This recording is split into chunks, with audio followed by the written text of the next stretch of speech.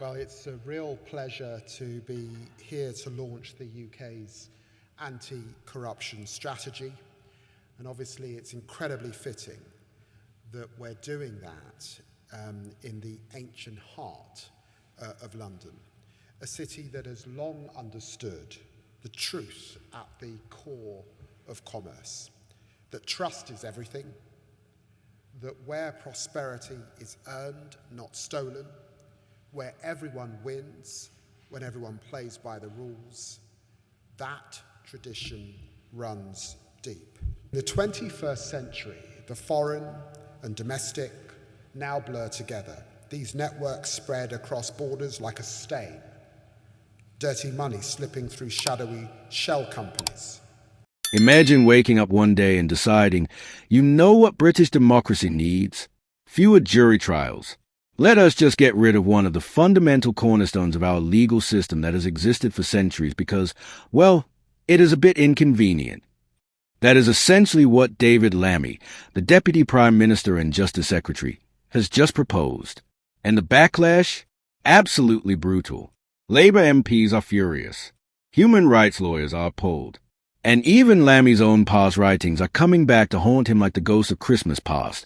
Except instead of showing him the error of his ways, they are just making him look like a massive hypocrite. Welcome to December 2025, where David Lammy has managed to unite virtually everyone against him, from the hard left to the hard right, all because he decided trial by jury was too much hassle. Quick favor before we dive into this constitutional car crash. If you are already hooked on this mess, hit that subscribe button and ring the notification bell.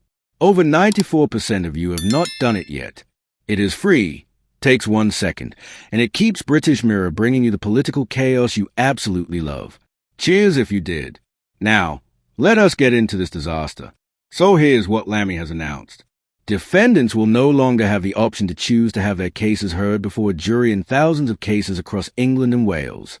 Instead, magistrates' powers will be extended from dealing with maximum sentences of 1 year to at least 18 months, possibly even 24 months. And a new judge-led court will be established to handle cases without juries.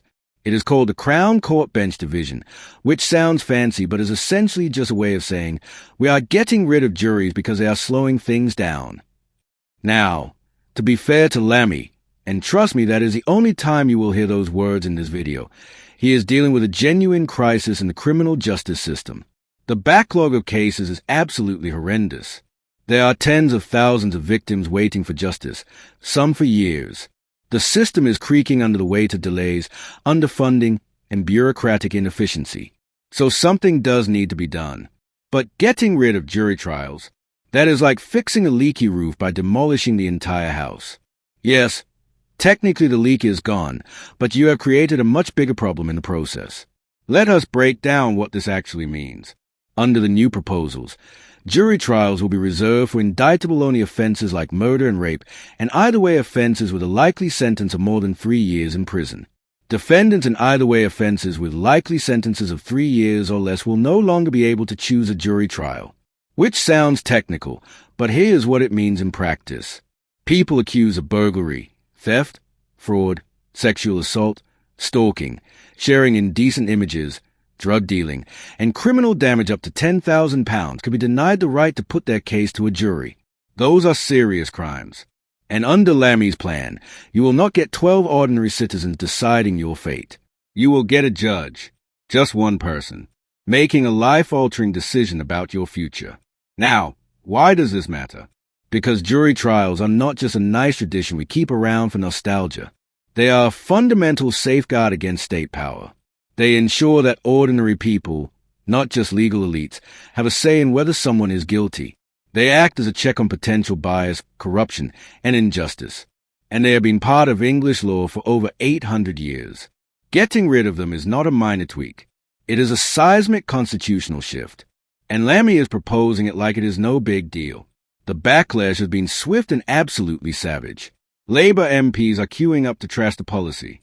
Stella Creasy, MP for Walthamstow, pointed out that jury trials only account for 3% of cases, so how much difference will curbing them actually make to the backlog?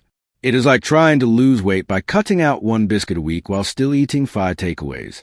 Clive F. Ord, MP for Eltham and Chislehurst, said the policy could penalise working-class defendants and create an us and them divide in the criminal justice system.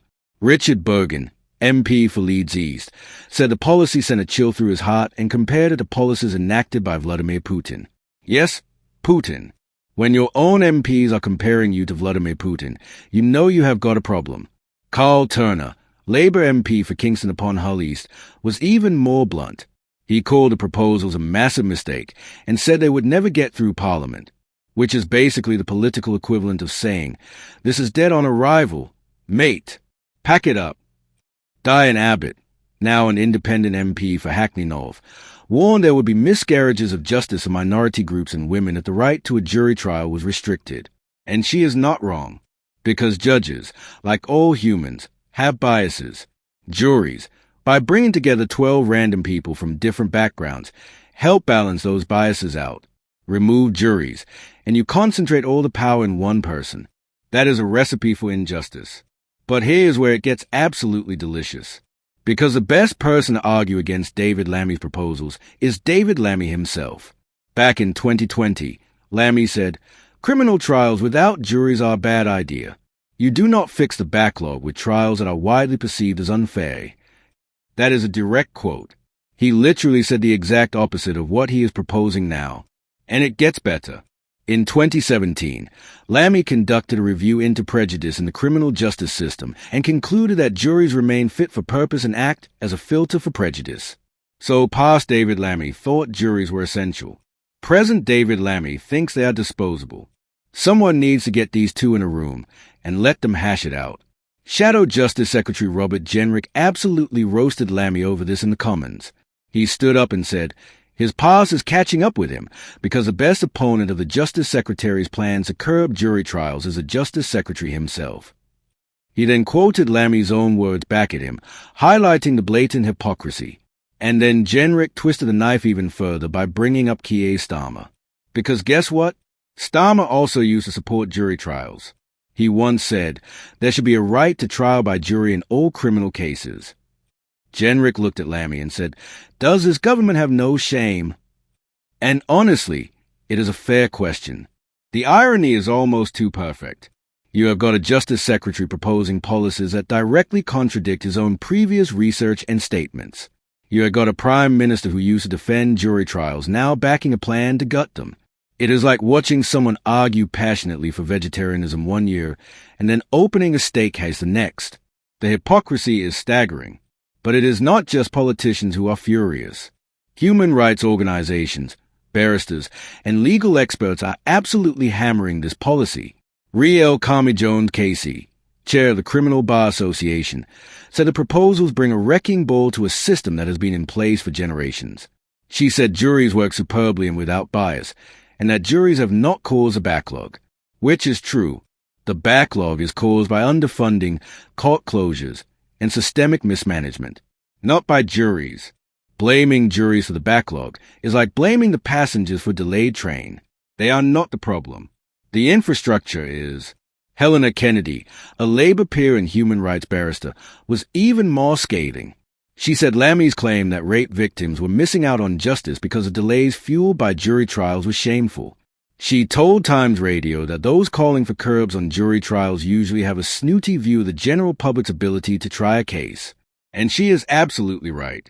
There is a certain elitism in this policy, an assumption that judges, who are typically older, wealthier, and from more privileged backgrounds, are better at delivering justice than ordinary people. It is patronizing and profoundly undemocratic. Kennedy also said, I think that we should recognize that this will be the end of jury trial. And she is not exaggerating, because once you start chipping away at the right to a jury trial, where does it stop? Today it is offenses with sentences of 3 years or less. Tomorrow it is 5 years. Next year it is 10. Before you know it, jury trials are reserved for only the most serious crimes, and the principle that every citizen has a right to be judged by their peers is dead.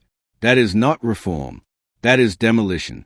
Now, Lammy will argue that he is following recommendations from Sir Brian Levison, a retired judge who conducted a sentencing review. And yes, Levison did suggest diverting more offences to magistrates' courts or to a new intermediate court. But just because a retired judge suggests something does not make it a good idea. Judges tend to trust judges. Shocking, I know, but the rest of us might prefer to trust 12 random members of the public over one individual, however experienced. Lammy told MPs that without fundamental change, the caseload is projected to reach 100,000 by 2028, and trust in the system will collapse. He said he is following Sir Brian's bold blueprint for change. But here's the thing. Speeding up the system at the expense of fairness is not bold. It is reckless. Because what is the point of delivering swift justice if that justice is wrong? If innocent people are convicted because they were not given the safeguard of a jury trial, that is not progress. That is a disaster. And the numbers do not even stack up.